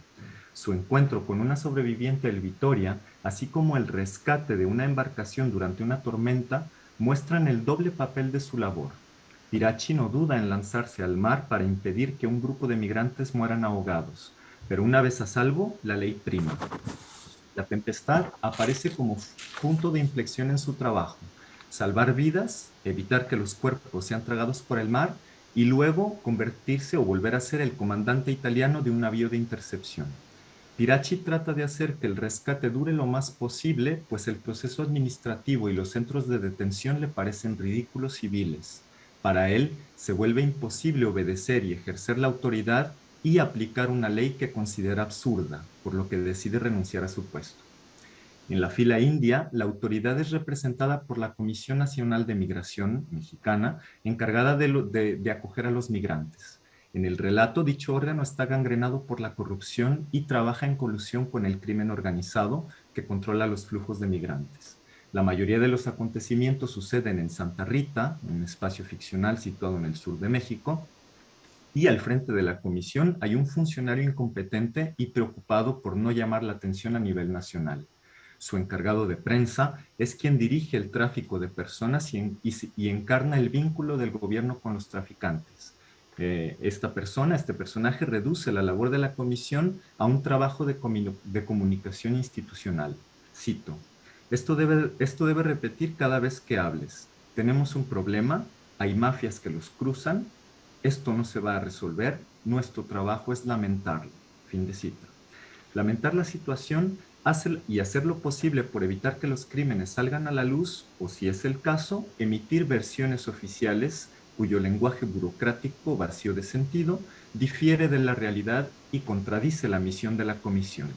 En el albergue donde mueren los migrantes durante el incendio, el narrador destaca la presencia de carteles que dicen, cito, amigo migrante, aquí tienes derechos. Fin de cita. La versión oficial habla de sujetos desconocidos, pero las autoridades locales conocen a los responsables. Frente a esta situación de impunidad, solo Irma, una funcionaria de la comisión, trata de hacer justicia, pero se volverá blanco del gobierno y del crimen organizado, obligándolas a huir del país y buscar asilo en los Estados Unidos. Ambos hechos se desarrollan fuera del espacio europeo y estadounidense, haciendo de los países de tránsito zonas de frontera o espacios no regulados, donde la ley existe, pero se aplica a discreción o no se aplica, y se privilegia la violencia para cazar, canalizar y explotar a los migrantes. Esta territorialización en la aplicación del derecho responde a la lógica de demarcación y jerarquía expuesta por Bembe cuando afirma, cito, el espacio era por tanto la materia prima de la soberanía y de la violencia que lleva en sí. Fin de cita. El ejemplo más claro de esta diferencia territorial se produce durante el asalto de cientos de migrantes a la frontera española de Ceuta. La policía marroquí aparece como un primer bloque de contención entre las dos vallas que separan a Marruecos de España. El lado marroquí y el espacio entre ambas vallas es un espacio de lucha, donde también interviene la policía española. Ambas policías ejercen la violencia contra los migrantes que intentan entrar en Ceuta. Quienes lo consiguen dejan de ser agredidos, se encuentran bajo arresto, pero son atendidos y luego son llevados a un centro de detención. Quienes no consiguen entrar quedan a merced de la policía marroquí y de la violencia. Este vacío legal, dice De Lucas, favorece la desigualdad y la exclusión, haciendo, cito, que hombres y mujeres pierdan su condición de ciudadanos, de seres políticos y su identidad. Fin de cita. Un migrante que cruza constata el cambio brutal de actitud. Los policías españoles que los golpeaban del otro lado de la valla ya no les prestan atención. Ellos respetan las reglas. La valla, como materialización física de una línea imaginaria, basta para separar la civilización de la barbarie. El trato del migrante cambia al cambiar de jurisdicción, lo que hace que se insista en ambos textos en la dimensión dantesca del viaje, que es una de las tres características que determinan, según Viol, la representación del recorrido migratorio. Una vez en Ceuta, un personaje del Dorado dice, cito, hemos atravesado el infierno. Un periodista en la fila india plantea el recorrido centroamericano como el cruce, cito, de los 7 círculos del infierno mexicano. Pirachi es incapaz de infringir la ley europea, por lo que decide renunciar a su trabajo. Irma, en cambio, se ve amenazada al intentar aplicar la ley y tiene que huir, pues su vida corre peligro en México. Su actitud contrasta con la corrupción generalizada de la autoridad que se beneficia de la gestión de las multitudes y tolera el asesinato en masa como represalia a quienes intentan escapar a su control. Lo mismo sucede con el naufragio del Vitoria, presentado como un acto intencional cuyo objetivo es que salga en la prensa. Cito, es un combate político, podríamos casi llamar esto lenguaje diplomático. Esto es lo que decía el Vitoria a las autoridades europeas. Déjenos en paz o somos capaces de enviarle un Vitoria por semana. Fin de cita. Esta suerte de diplomacia de la muerte parece determinar el grado de respuesta y gestión del fenómeno migratorio según el giro de las relaciones entre los países que integran la geografía del recorrido y los intereses de los diferentes actores involucrados. Así, la autoridad libia en El Dorado será más estricta en la vigilancia cuando los libios quieran ser bien vistos por los italianos. La soberanía, dice Bembe al referirse a la colonia, consiste fundamentalmente en el ejercicio de un poder fuera de la ley y donde la paz tiende a tener el rostro de una guerra sin fin. Fin de cita. El Estado en estas novelas no mata, sino que deja morir en pos de la defensa de la soberanía territorial. Es un juego, dirá un personaje, donde los países receptores aparecen como respetuosos de la ley y las reglas, mientras que en los países de tránsito es posible ignorar los derechos de los migrantes con tal de impedirles llegar a su destino. Segunda parte. Al ser el espacio del recorrido migratorio, un territorio donde no se aplica la ley, surge la cuestión sobre la posibilidad de aplicar la justicia a los crímenes mencionados, el naufragio y el incendio. La autoridad mexicana, se ha dicho, solo lamenta los acontecimientos. La acción europea, en el caso del Vitoria, se limita a la solidaridad en el rescate y la gestión administrativa de los sobrevivientes. Ante la falta de respuesta, este breve apartado destaca la figura femenina como actor de resistencia a la impunidad. Tomo como ejemplo los casos de Jane, una migrante salvadoreña que sobrevive al incendio, y La Mujer, a secas, que cuenta a Pirachi su viaje a bordo del Victoria. Sus acciones en el relato plantean una respuesta social, la del migrante, a la exclusión. Esto constituye más que una disputa por el poder, una forma de resistencia o bioresistencia que Valenzuela Arce define como expresión de las respuestas sociales y colectivas frente a la biopolítica. Jane y La Mujer del Victoria son sobrevivientes y víctimas, pero su situación es determinada por el espacio donde se encuentran. Jane está en México bajo tutela de la Comisión. La mujer es acogida en Europa tras el refugio y se establece en Italia. Las dos tienen razones para reclamar justicia. El esposo de Jane muere en el incendio y antes ella es violada durante el trayecto en tren. Por su parte, la mujer pierde a su bebé en el naufragio. Asimismo, se conoce la identidad de los responsables. El barco fue fletado por un tal Hussein Maruk, en tanto que el incendio se atribuye a los hombres del Morro, líder de una de las bandas del tráfico humano que operan en la zona. En el caso de Jane, su situación se agrava, pues al ser testigo del incendio, se convierte en blanco de los criminales y sufrirá intentos de asesinato favorecidos por el laxismo de la autoridad.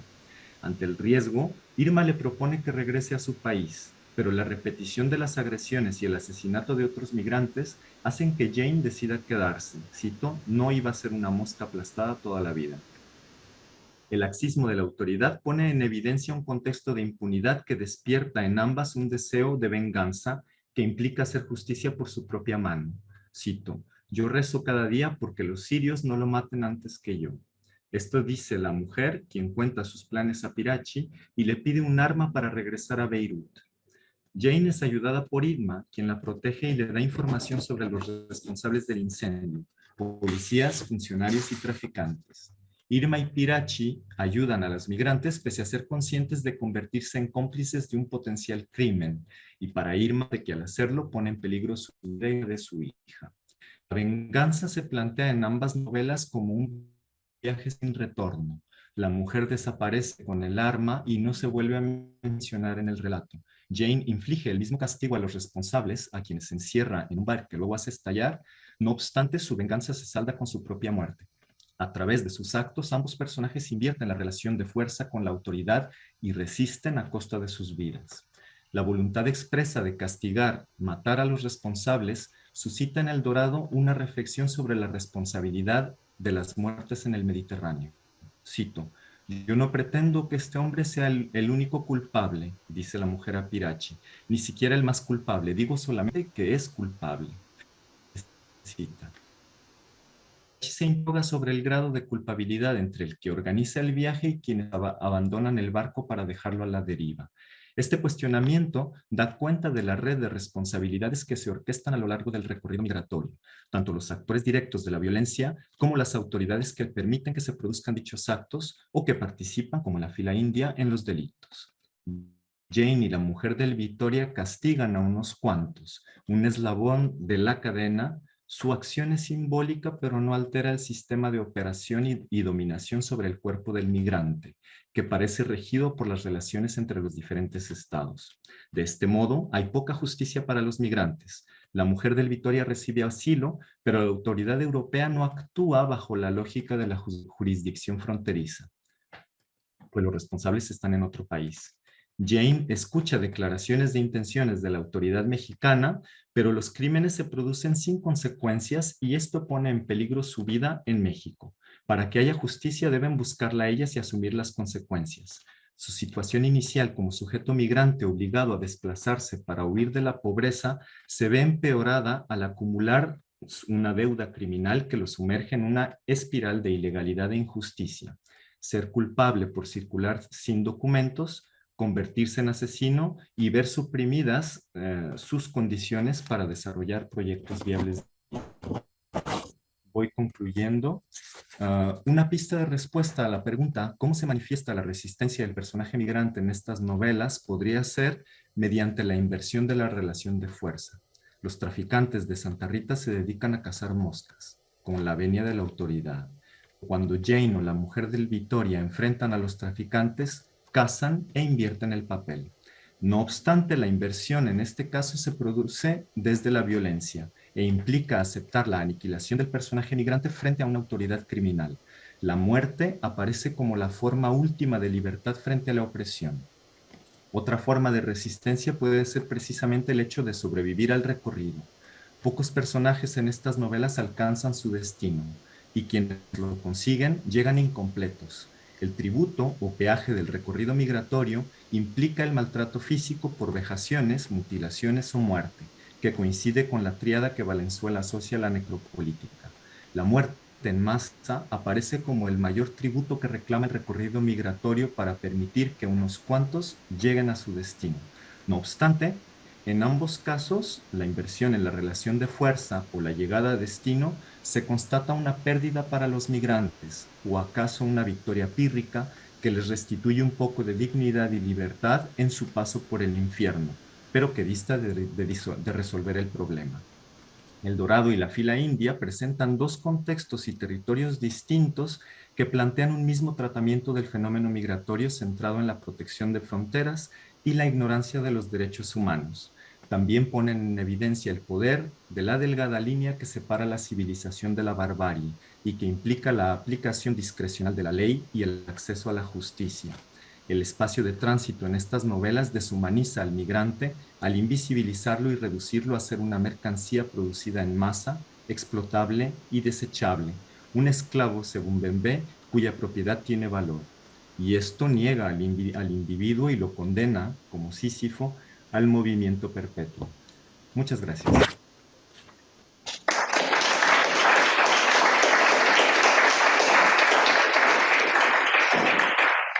Muchas gracias, Julio, por una perfecta medición del tiempo, también 20 minutos.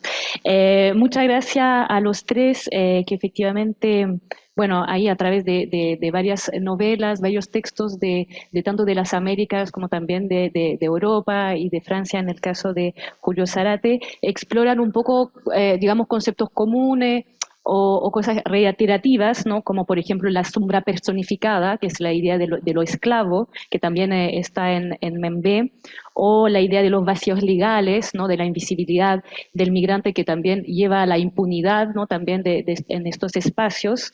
La relación entre las redes de memoria y la historia oficial, pero también la memoria que cada uno pensaría que el migrante o la frontera es como el lugar, digamos, específico de la memoria. Esas corporealidades un poco nómades que hablaba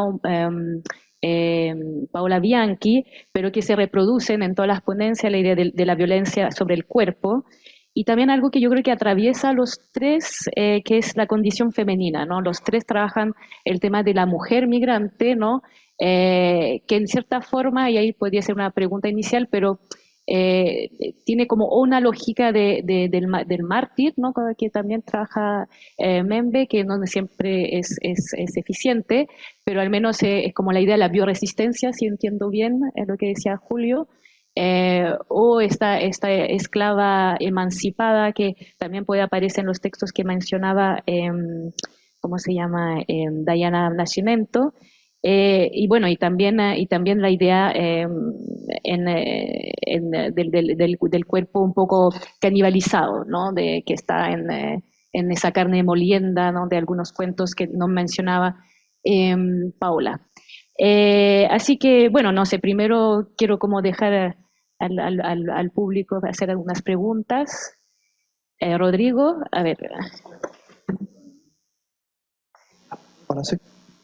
Muchas gracias. Bueno, han sido fascinantes las tres ponencias. Yo, claro, no podía parar de pensar mientras hablabais en el Mundial de Qatar, donde yo creo que sería un material maravilloso no maravilloso, sino muy adecuado para este tipo de novelas, puesto que prácticamente todos los fenómenos que reseña la literatura que habéis analizado están presentes en ese Mundial, donde está habiendo mano de obra, a veces forzada, a veces por deudas, que tiene que pagar para desplazarse a este país y que son básicamente esclavos, ¿no?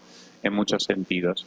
Y en este sentido yo creo que lo que atraviesa las tres ponencias, visto desde el punto de vista de un historiador, es el drama, la tragedia de un mundo en el que funcionan dinámicas globales de un capitalismo que fuerza la movilidad, pero donde los derechos siguen quedando dictados por los estados nacionales.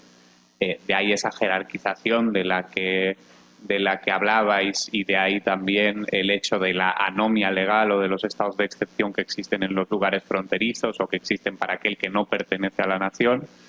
Y bueno, y cómo los derechos humanos son agua de borrajas, no están operando de facto, ¿no?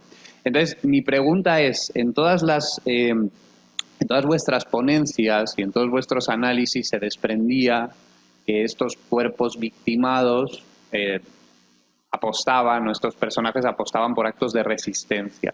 Pero me da la impresión de que siempre son resistencias individuales, ¿no? Es decir, en alguno de estos personajes existe un horizonte utópico, un anhelo colectivista, se agrupan con otros para demandar un acceso a la ciudadanía o un cambio de su condición, pensando que es posible cambiar el sistema, o solo tenemos, como me ha quedado a mí la impresión, personajes que de alguna manera obtienen pequeñas victorias morales, pero que se restringen a su individualidad. Esa es la pregunta. Muchas gracias.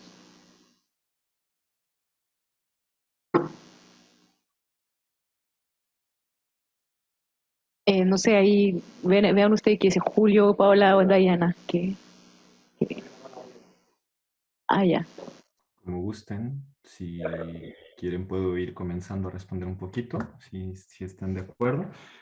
Con respecto, bueno, a lo que menciona, yo hablaría más bien, al menos en estas dos novelas, de la cuestión del individuo como actor particular de su propia situación de sobrevivencia. En ambas novelas hay un movimiento de masa y se habla del desplazamiento migratorio dentro de una masa, de un grupo de individuos, y para esto se utilizan estas máquinas de transporte, el tren o el barco, ¿sí? Donde hay un aglutinamiento de personas.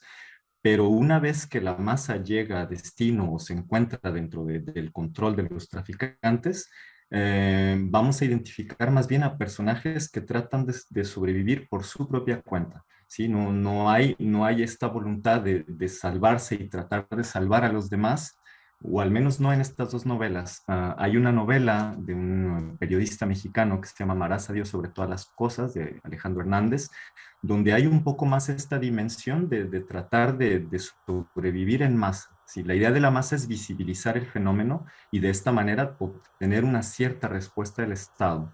Pero una vez que el Estado no actúa, es el individuo que trata de sobrevivir. Entonces, bueno, en este caso sí es el individuo que se hace invisible precisamente para seguir avanzando en el recorrido. Entonces, bueno, podría ser un primer inicio de respuesta. Mis colegas pueden ir completando, contestando quizá. Bueno, en relación a la pregunta y a lo que dijo Julio, es parecido, ¿no? En la mayoría de la narrativa de migrancia pueden aparecer de manera colectiva los personajes, como las novelas estas de la fila india y demás, pero después lo individual. Y en este tipo de textos que yo trabajé también es la figura individual, porque justamente la palabra es la supervivencia, ¿no? O sea, tratar de sobrevivir, y justamente es a partir de hacerte invisible, ¿no? O de camuflar también.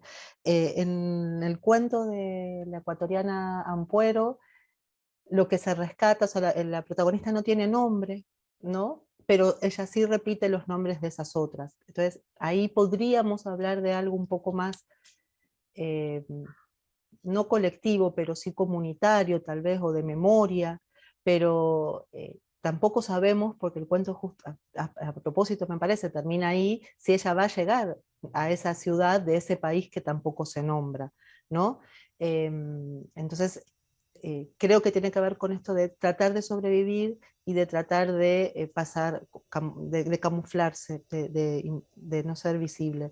Y en el caso de las familias de Guatemala, en esa instalación performática donde Galindo se traslada con su hija recién nacida de meses y con su marido a esas cárceles, no tanto la del GPS, sino esas otras prisiones, bueno, es terrible, y cómo se pueden hacer recorridos para ver a estas personas, ¿no? como objetos, como fenómenos, y que están ahí creyendo ¿no?, que están en mejores condiciones, pero que también están en su país, la situación es casi también de excepción en relación con el Estado, y en estos también. Entonces, conseguir esa ciudadanía de manera plural no está fácil. Entonces, me parece que por eso estos personajes aparecen así. Gracias, Paola. No sé si Dayana quiere también responder. Sí. Muchas gracias por la pregunta. Yo estoy de acuerdo con los colegas. Me parece muy bien lo que comentaron. Yo solo quisiera agregar dos cosas porque me quedó dando vuelta este asunto de las resistencias. Y yo creo que en el caso de las novelas que yo he trabajado, podría recordarme de una escena particular donde se podría encontrar quizás hechos pequeños de colaboración en el proceso de los viajes, sea en el barco, sea en los minibuses. Estoy pensando en la novela El Metro y en la novela Morte Sul, Peste Oeste. También hay estos pequeños gestos de resistencia. Y, sin embargo, yo creo que en la novela Más allá de mi reino, de la afroamericana ganesa Yaa Gyasi, ahí se puede ver el papel, el rol de las comunidades, de las asociaciones comunitarias, donde las asociaciones van a tener un papel fundamental en estas resistencias. Y también para mantener este imaginario sobre el país de origen vivo. Es como si fuera una imagen congelada de este país, pero igual va a haber un asesoramiento al respecto de esta condición de desplazado, ¿no? Pero yo asociaría, dentro de lo que los colegas plantearon, el factor miedo.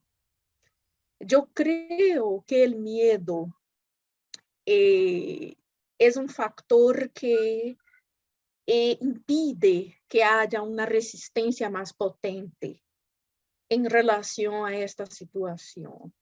Incluso el miedo y los resquicios de las colonialidades, del poder, del ser, afecta también este tipo de resistencia. Yo estoy pensando en la novela Morte Sul, Peste Oeste, donde el protagonista ve a otros compatriotas y dice, ¿por qué ellos no nos ayudan? ¿Por qué él no nos explica que estamos firmando documentos que nosotros no entendemos porque están escritos en portugués y nosotros tenemos cero conocimiento de portugués?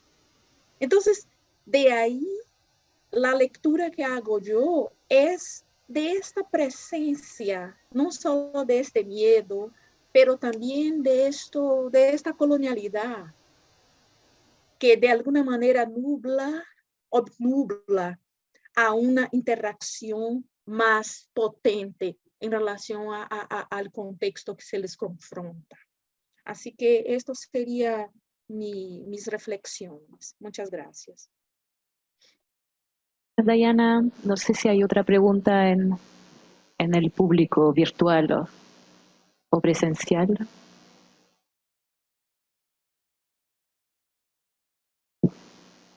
Sí, Maxwell. Un momento, estamos con el micrófono para que se escuche bien en línea. Hola, ¿me escuchan? Sí. Gracias por las ponencias súper interesantes. Solo quiero saber si pueden hablar un poco más sobre el concepto de la humanización. Es decir, hay este argumento bien conocido de Hannah Arendt que plantea que la noción de derechos humanos pierde sentido un poco en el caso de un individuo sin patria, sin Estado. por lo tanto, un argumento común es que los refugiados, los migrantes requieren la humanización en algún sentido. La que significa en este contexto el derecho de pertenecer a un Estado, a una comunidad política.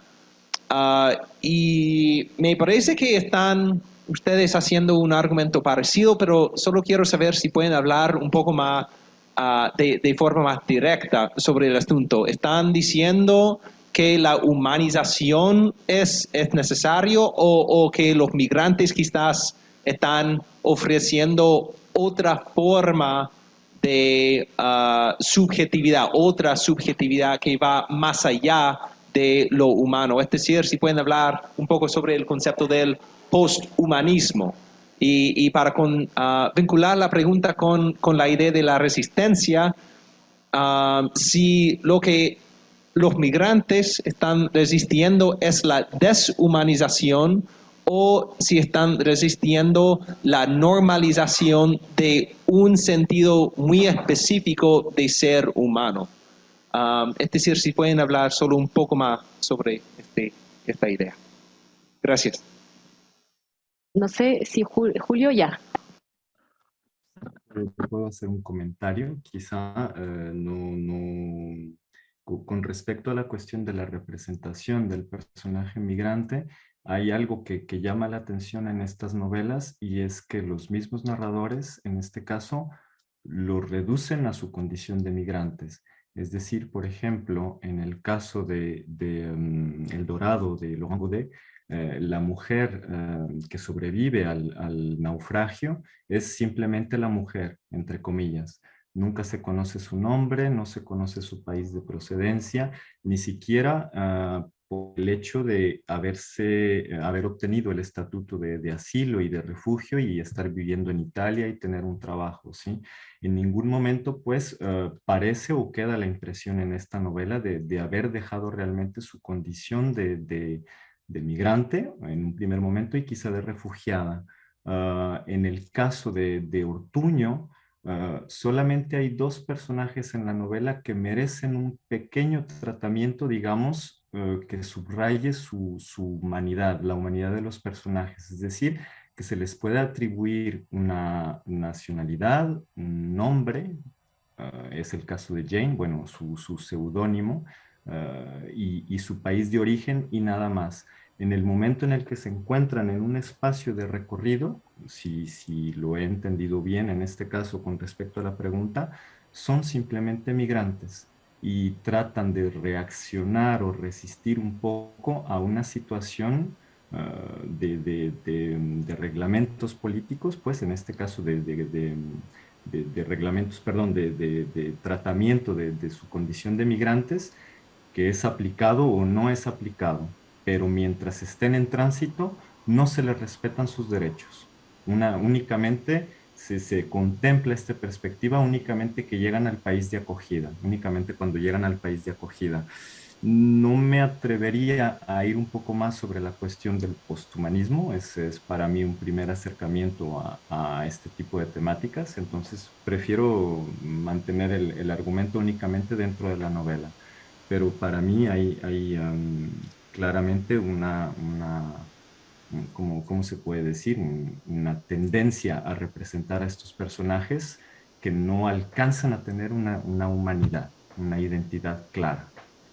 En honor al tiempo, ahí vemos si Paula o Dayana tienen una respuesta y si no, iríamos como cerrando esta mesa. Paula, no sé si querías responder sobre el tema del posthumanismo.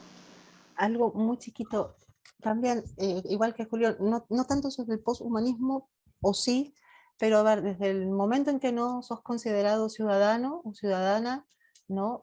Me parece que ahí ya está esa, digamos, es muy difícil que el personaje o la persona migrante pueda asumirse persona, ¿no? No hay un estatuto, te están despersonalizando. Y me gustó esta pregunta en relación con la resistencia, ¿no? ¿A qué es a lo que resisten? ¿A la deshumanización? ¿Sí? ¿Al mismo proceso migratorio? Y ahí sí podría entrar lo poshumano, ¿no? O sea, ¿qué son? Porque en los textos que trabajo no son animales, no son no son antropomórficos ni están tratados como animales, aunque algunos se asumen en momentos como animales, después no. Entonces, creo que tiene que ver más bien con esto de, bueno, no son personas, entonces, ¿qué son? ¿No? Si no sos ciudadano, no sos persona, entonces, ¿qué sos? Y ahí es donde yo dejaría abierta la pregunta, porque no lo sé. Digo, desde estos textos no se resuelve eso que vos preguntás, pero que es interesante para seguir pensándolo desde el posthumanismo. No sé, y Diana, si vos querés. Ya, bueno, ha sido una mesa intensa, entonces les propongo, muchas gracias por las preguntas y la respuesta, vamos a dejarlo hasta acá, vamos a hacer una pausa, ir al café y después seguir con el siguiente panel, ¿no? Que es sobre los nuevos materialismos. Así que muchas gracias a los exponentes.